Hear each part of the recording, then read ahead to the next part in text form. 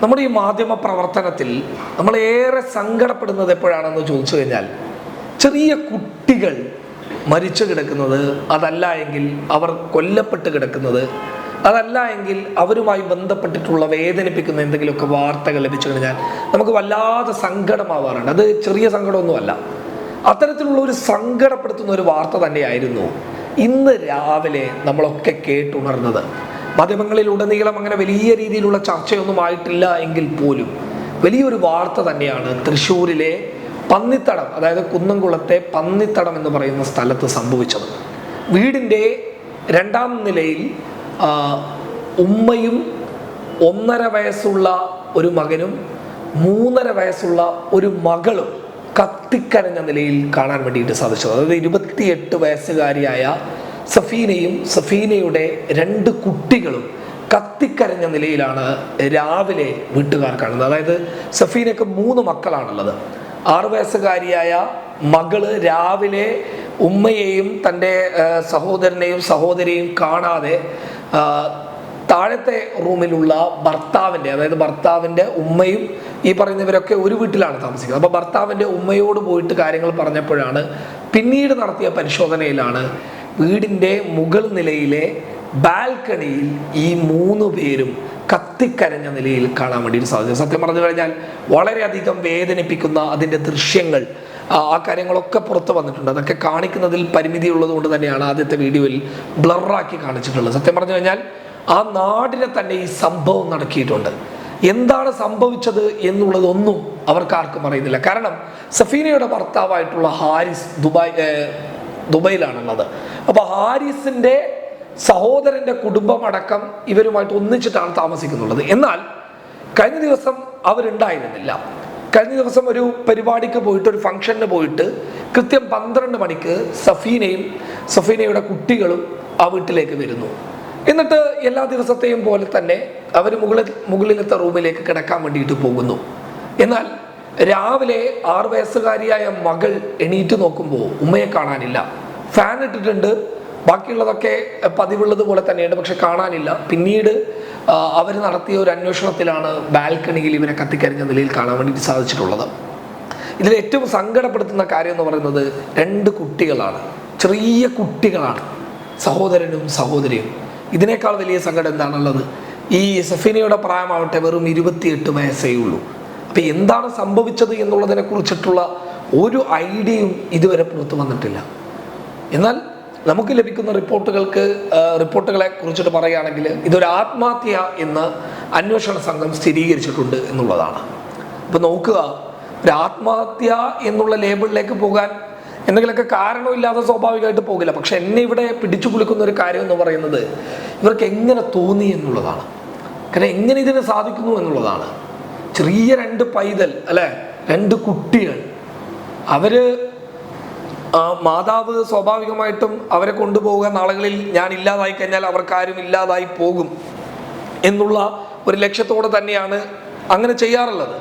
പൊതുവെ അങ്ങനെയാണ് പല കേസുകളിലും കാണാറുള്ളത്. പക്ഷേ ആ ചിന്തയേക്കാൾ വലിയ ക്രൂരതയാണ് ഇവിടെ നടന്നിട്ടുള്ളത്. കാരണം ഇതൊന്നും ഒരു പരിഹാരമേ അല്ല. ഞാൻ ഇപ്പോഴും പറയുന്നു, ഇതൊന്നും ഒരു പരിഹാരമേ അല്ല. ഒരു വിഷയത്തിലും ഇതൊരു പരിഹാരമേ അല്ല. അങ്ങനെ നിങ്ങൾ കാണുകയും വേണ്ട. കാരണം ഇതൊക്കെ പരിഹരിക്കാൻ പറ്റുന്ന ചില വിഷയങ്ങളായിരിക്കാം, അതല്ല എങ്കിൽ കുറച്ച് സമയമെടുത്തിട്ട് പരിഹരിക്കാൻ പറ്റുന്ന വിഷയങ്ങളായിരിക്കാം. പക്ഷെ പെടുന്നതിനെ തോന്നുന്ന ഒരു തീരുമാനത്തിൻ്റെ അടിസ്ഥാനത്തിൽ ഇല്ലാതായി പോകുന്നു. ഭർത്താവായ ഹാരിസും കുടുംബാംഗങ്ങളൊക്കെ ഞെട്ടലിലാണുള്ളത്. എന്താണ് കാരണമെന്ന് അവർക്കറിയുന്നില്ല. കാരണം ഇന്നലെ രാത്രിയിലടക്കം സന്തോഷവതിയായിരുന്ന തൻ്റെ ഭാര്യയും തൻ്റെ കുട്ടികളും രാവിലെ കത്തിക്കരിഞ്ഞ നിലയിൽ കാണുന്ന വാർത്ത ഹാരിസ് അറിയുമ്പോഴുണ്ടാകുന്ന ഹാരിസിൻ്റെ അവസ്ഥയൊന്ന് ചിന്തിച്ചു നോക്കുക. ഇത്തരം തോന്നലുകളിൽ നിന്ന് നമ്മൾ മാറണം എന്നുണ്ട് എങ്കിൽ നമുക്കൊരു തുറന്നു പറയാനുള്ള ഒരു വേദി ഉണ്ടാകണം എന്നുള്ളത്. എന്താണ് പ്രശ്നം, അല്ലെങ്കിൽ എന്താണ് നമ്മുടെ വിഷയം, അത് തുറന്നു പറഞ്ഞു കഴിഞ്ഞാൽ അത് പരിഹരിക്കാൻ പറ്റുന്ന ഒരാൾ നമ്മുടെ കൂട്ടത്തിൽ ഉണ്ടാകണം എന്നുള്ളത് ഞാൻ എടുത്തു പറയാണ്. അത് ഭർത്താവായാൽ നല്ലത്, സഹോദരനായെങ്കിൽ അതിലും നല്ലത്, സ്വന്തം ഉപ്പയും ഉമ്മയുമാണ് എങ്കിൽ ഏറ്റവും നല്ലത് തന്നെയാണ്. അപ്പം നമ്മളുടെ മക്കളെയാണെങ്കിലും നമ്മൾ കല്യാണം കഴിച്ച് വിട്ടിട്ടുള്ള ആരെയാണെങ്കിലും അവർക്ക് പറയാനുള്ള ഒരു സ്പേസ് നമ്മുടെ വീട്ടിനകത്ത് ഉണ്ടാക്കിയെടുക്കണം. അവരെ കല്യാണം കഴിച്ച് കൊടുത്തതല്ലേ, ഇനി അവളുടെ കാര്യങ്ങളൊക്കെ ഭർത്താവ് തീരുമാനിക്കും എന്ന് പറയുന്നതല്ല. മറിച്ച് അവളുടെ വിഷയങ്ങൾ എന്തെങ്കിലും ഉണ്ടോ ഇടയ്ക്കിടയ്ക്ക് വിളിച്ച് അന്വേഷിക്കുകയും കാര്യങ്ങളൊക്കെ ഒന്ന് അന്വേഷിക്കുന്നതൊക്കെ നല്ലതാണ്. കാരണം അവർ ഇത്തരത്തിലുള്ള പരിപാടിയിലേക്ക് പോകാതിരിക്കാൻ ചിലപ്പോൾ അതൊക്കെ ഒരു തുണയായി വന്നേക്കാം. ഇപ്പോൾ കുന്നംകുളം തന്നെ, തൃശ്ശൂർ ജില്ല തന്നെ ഞെട്ടിയിരിക്കുകയാണ്. എന്താണ് സംഭവിച്ചത് എന്നുള്ളത് അറിയാതെ ഞെട്ടിയിരിക്കുകയാണ്. എന്തായാലും പോലീസ് ഈ വിഷയവുമായി ബന്ധപ്പെട്ട് അതിശക്തമായിട്ടുള്ള ഒരു അന്വേഷണം നടത്തുന്നുണ്ട്. നിലവിൽ ഫോറൻസിക് വിദഗ്ധരൊക്കെ വന്നിട്ട് അവിടെ വ്യക്തമായൊരു പരിശോധന നടത്തിയിട്ടുണ്ട്. ആ പരിശോധനയിൽ വളരെ ക്ലിയർ ആയിട്ട് അവർക്ക് ബോധ്യപ്പെട്ടിട്ടുള്ള ഒരു കാര്യം എന്ന് പറയുന്നത് ആത്മഹത്യ എന്നുള്ളതാണ്. എന്നാലും കൂടുതൽ കാര്യങ്ങൾ ഉടൻ തന്നെ പുറത്തു വരും എന്ന് നമുക്ക് പ്രതീക്ഷിക്കാം. അപ്പോൾ ഞാനെപ്പോഴും എൻ്റെ വീഡിയോസൊക്കെ ചെയ്യുമ്പോൾ, ഈ ആത്മഹത്യ കേസൊക്കെ ചെയ്യുമ്പോൾ ഞാൻ പറയാറുണ്ട്, നിങ്ങൾക്കൊരു നിമിഷത്തിൽ തോന്നിപ്പോകുന്ന ഒരു ചിന്ത, അപ്പോൾ ആ ചിന്തയിലൂടെ നിങ്ങൾ ഇല്ലാതാക്കുന്നത് നിങ്ങളെ മാത്രമല്ല, നിങ്ങളെ വിശ്വസിച്ച് നിൽക്കുന്ന അല്ലെങ്കിൽ നിങ്ങളെ ആശ്രയിച്ച് നിൽക്കുന്ന, നിങ്ങളിലൊരു ലോകം കണ്ടിരിക്കുന്ന ആളുകളൊക്കെ തന്നെയാണ്. സ്വാഭാവികമായിട്ട് ഇപ്പോൾ സഫീനയുടെ ഉമ്മയാണെങ്കിലും ഉപ്പയാണെങ്കിലും ഭർത്താവാണെങ്കിലും അവർക്കൊക്കെ താങ്ങാൻ പറ്റുന്ന ഒരു കാര്യമാണോ?